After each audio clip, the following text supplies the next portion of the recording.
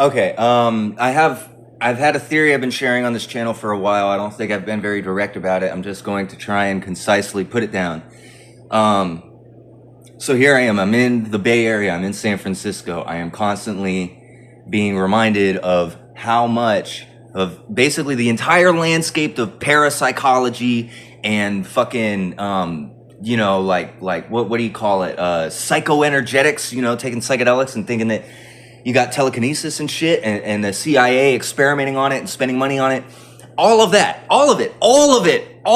is happening right here in this area, in the Bay Area. One name that I see pop up a lot, and I'm like, oh, Stanford, Connecticut. It's in Connecticut. It's by the Stanford University, SRI. No, Stanford Research Institute is in Menlo Park.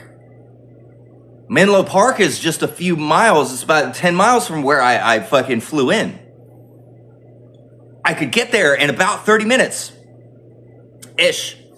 But the thing is about this. So like I'm looking into, for example, Harold Putoff, right? Because I go into Project Sunstreak, I see a couple names at the top, people that they're citing as like being professionals in parapsychology and having all these fucking contributions.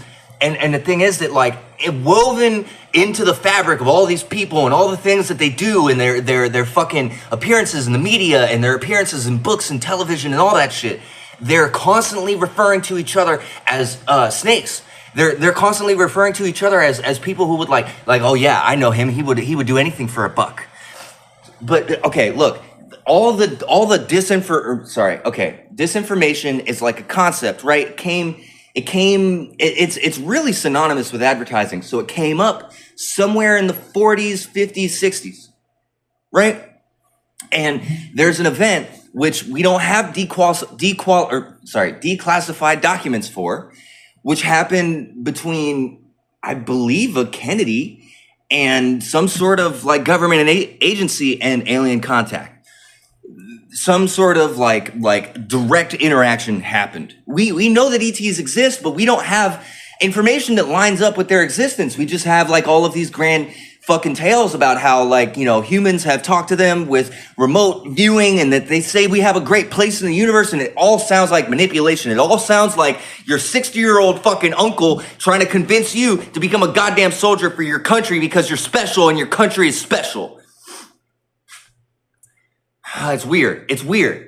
It's like they're trying to toe the line of giving you a story that on one end is going to enable people who are mentally unstable to be soldiers and to be tools. And on the other end, people who are mentally unstable and weak to completely fall apart and then just be victims. And people in the open play the line for them. You're literally doing the job for them. Oh, you sound crazy? Well, you don't deserve to talk to me.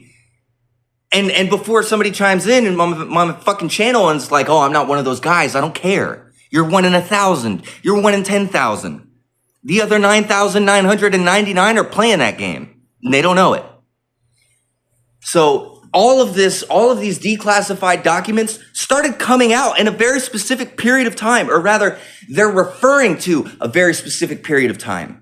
It's like they're taking all of the activities, the money they spent, the fucking time they spent on these problems, and they are crafting a story. They're literally like they have this fucking hypothetical camera that is them and all of their witnesses and their credibility as government, right? And they're like, well, we know it happened because we were here, and here's the documents, and all the people who are alive now look back on this and they're like, oh, that's ridiculous. I don't think.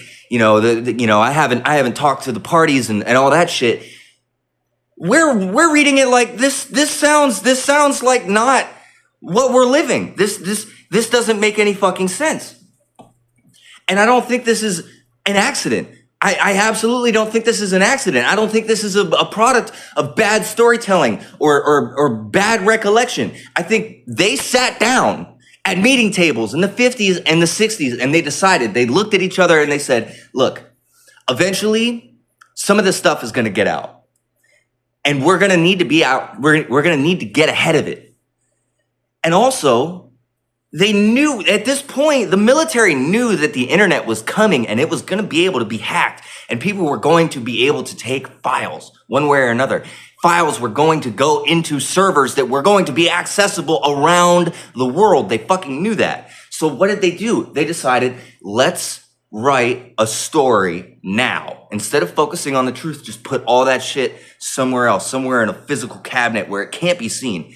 And then what we're going to put out into the actual government channels, the stuff that's going to get copied, the stuff that's going to get looked at by officials, we're going to put the most ridiculous, unbelievable shit, because then nobody's going to be able to figure out what the fuck is happening. And then later, when they want to force us to take responsibility, when all of this shit has progressed another 40 years and there are other people taking the helm, they're going to have no fucking idea where they are or what they're doing.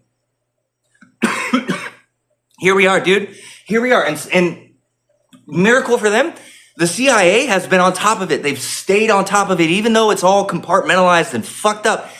Somehow the uppers have always just kind of looked in and been like, you know what? My previous, my whoever I succeeded was paying for this shit. I'm gonna pay for it too. They saw people going around taking claim for the fucking what do you call it? The crop circles, right? The two little fucking British fucks on the other side of the pond talking about, oh yeah, no, we just go around with planks and fucking strings and we hop and we make crop circles. Yeah, the fucking director of the CIA saw that and he's like, oh man, that's really fucking good, dude. They got everybody going. So they just go and they do it again. And then they do it again and then they do it again. And they just keep doing it with more authors. How much fucking money has gone in?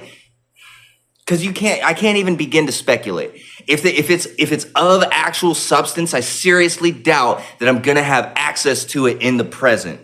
If a movie was actually paid for by the CIA and CIA operatives were part of the writing, how the fuck would I know? Because if that actually happened, I guarantee you the evidence for it is not available. I think the closest that we've come, the very closest, is MK Ultra and the experiments they did in downtown San Francisco where they brought in government officials using hookers, got them high, watched them through a two-way mirror, and took notes. That's the most plausible thing that they put up so far.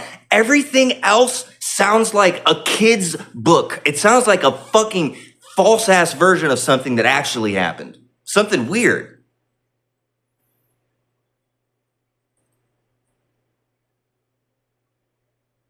Like, if I can accomplish anything right now in this moment, it's that, Uri Geller, fucking Harold Putoff, there's dozens of other names. And the way that you find these names and you go into the declassified documents and you start, don't pay attention to the details as much as you pay attention to the names and the locations. You want to look for stuff that you can actually fact check. And then go and look at their lives and look at the things that people say about them in their lives, and you'll notice a pattern. They're CIA operatives. They're not test subjects. They're not research subjects. They're writers. They're authors. They're speakers.